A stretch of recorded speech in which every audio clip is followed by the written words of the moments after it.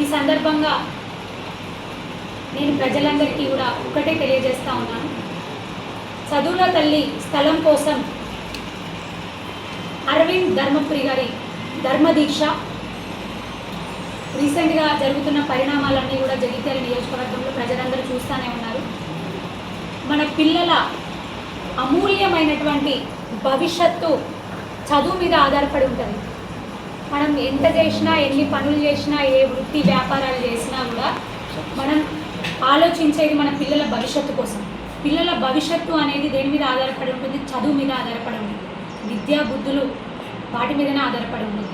విద్యా బుద్ధులు ఎక్కడైతే వాళ్ళు చక్కగా నేర్చుకుంటారో ఆ నేర్చుకునేటటువంటి ప్లేస్, ఆ ఎన్విరాన్మెంట్, వాళ్ళకు అందుతున్నటువంటి చదువు నాణ్యత ప్రతి ఒక్కటి కూడా వాళ్ళ భవిష్యత్తు మీద తీవ్ర ప్రభావాన్ని చూపేటటువంటి పరిస్థితి కనిపిస్తూ ఉంటుంది. ఇవన్నీ కూడా ప్రతి ఒక్క తల్లిదండ్రులు ఆలోచిస్తారు. ఒక తల్లిగా ఇవన్నీ నేను కూడా ఆలోచిస్తా. అదేవిధంగా గౌరవనీయులు నిజామాబాద్ పార్లమెంట్ సభ్యులు ఒక తండ్రిగా తను ఆలోచించింది. మన పార్లమెంట్ని ఒక ఎడ్యుకేషనల్ హబ్ లాగా మార్చే విధంగా నిజామాబాద్ డిస్టిక్లో ఏ విధంగా అయితే కేంద్రీయ విద్యాలయాలు 2 శాంక్షన్ అయి ఉన్నాయి, మంచిగా రన్ అవుతూ ఉన్నాయి. మన జగిత్యాల జిల్లాకి కూడా ఒక నవోదయ స్కూల్ని, ఒక కేంద్రీయ విద్యాలయాన్ని 2 శాంక్షన్ తీసుకొని రావడం జరిగింది.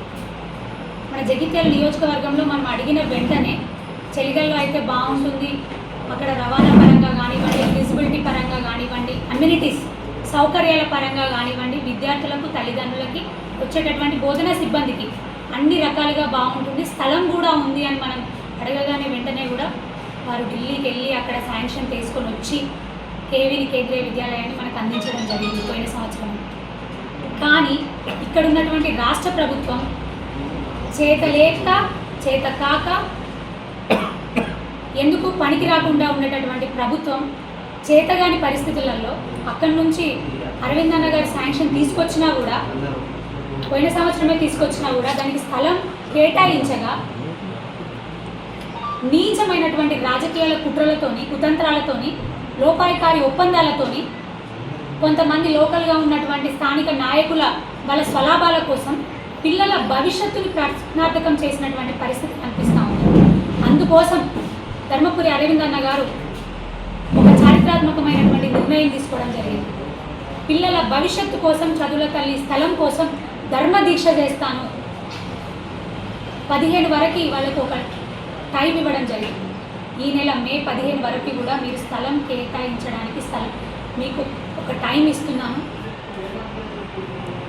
అప్పటి వరకు మేము వేచి చూస్తాము, 15 వరకు వేచి చూస్తాము. 15 వరకు కూడా మీరు స్థలం కేటాయించని పరిస్థితులలో ఖచ్చితంగా ధర్మదీక్ష చేస్తాము, నిరాహార దీక్ష చేస్తాము అని అనౌన్స్ చేయడం జరిగింది. కానీ ఇంతవరకు కూడా రాష్ట్ర ప్రభుత్వంకి కానీ, దానికి సంబంధించినటువంటి మంత్రిత్వ శాఖకు కానివ్వండి, ఎలాంటి చలనము లేదు. అంటే పిల్లల భవిష్యత్తు పాడైపోతుంది, వాళ్ళ భవిష్యత్తు ప్రశ్నార్థకం అవుతుంది అన్నా కూడా సోయలేదు. 15 వరకు టైం ఇచ్చినాము, కానీ ఎలాంటి చలనం లేదు.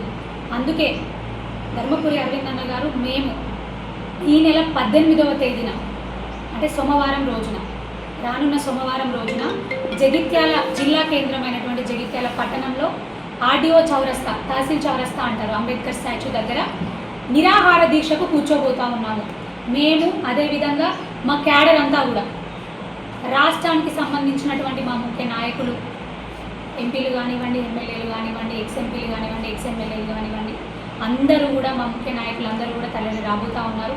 నేను దయచేసి ప్రజలందరినీ కూడా కోరుకుంటా ఉన్నాను, రాయికల్ పట్టణ, రాయికల్ మండల, జగిత్యాల నియోజకవర్గ ప్రజలందరినీ కూడా కోరుకుంటా ఉన్నాను. మరీ ముఖ్యంగా తల్లిదండ్రులను, విద్యార్థుల తల్లిదండ్రులను కోరుకుంటా ఉన్నాను.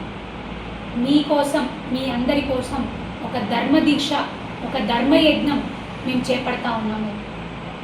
మీరందరూ కూడా మీ సహకారాన్ని మాకు అందించి ఈ యొక్క కార్యక్రమాన్ని విజయవంతం చేయగలని, ఈ యొక్క పోరాటంలో మాతో పాటు కలిసి నడిచి, మాతో పాటు కలిసి కూర్చొని మీ గొంతుకను మాకు అందించి మీ తరపున గర్జించేటటువంటి ఒక అవకాశం అరవింద్ ధర్మపురి అన్న గారికి కానివ్వండి, మాకు కానివ్వండి ఇవ్వాలని మనస్ఫూర్తిగా కోరుకుంటూ మీ అందరినీ కూడా ఆ ధర్మ దీక్షకు ఆహ్వానిస్తూ ఉన్నాము.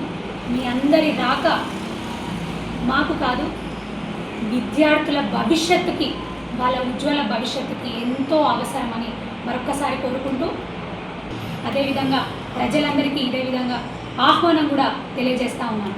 Thank you very much.